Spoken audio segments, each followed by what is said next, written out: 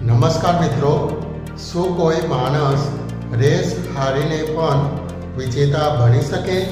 હા, 12 વર્ષના અમને કંઈક એવું જ કર્યું જેને આખી સ્કૂલને રડાવી દીધી.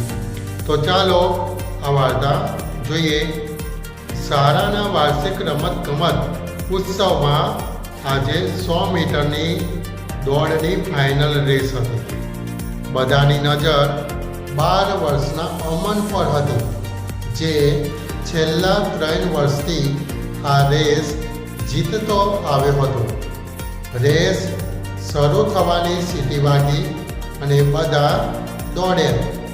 અપેક્ષા મુજબ અમન સૌથી આગળ હતો અને જીતની રેખાથી માત્ર થોડા જ ડગલા દૂર હતો.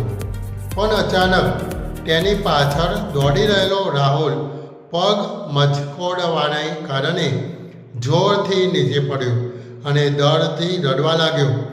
અમન જીતવાની જ અણી પર હતો, પણ રાહુલની ચીસ સાંભળીને તે અચાનક રોકાઈ ગયો.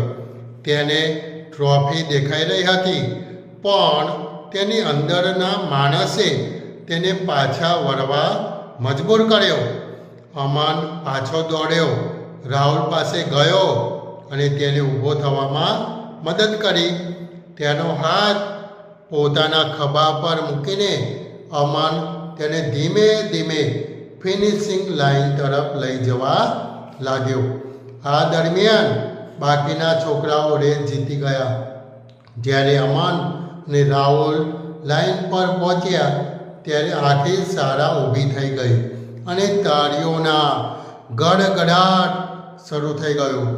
જે છોકરો પહેલા નંબરે આવ્યો હતો તેના કરતાં પણ વધુ તાળીઓ અમન માટે વાગી રહી હતી.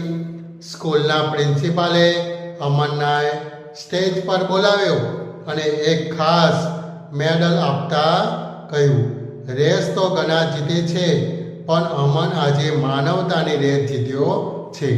મિત્રો, ટ્રોફી કદાચ કબાટમાં ધૂળ ખાશે, પણ કોઈને મુશ્કેલીમાં મદદ કરીને મેળવેલો પ્રેમ આખી જિંદગી હૃદયમાં ચમકતો રહેશે.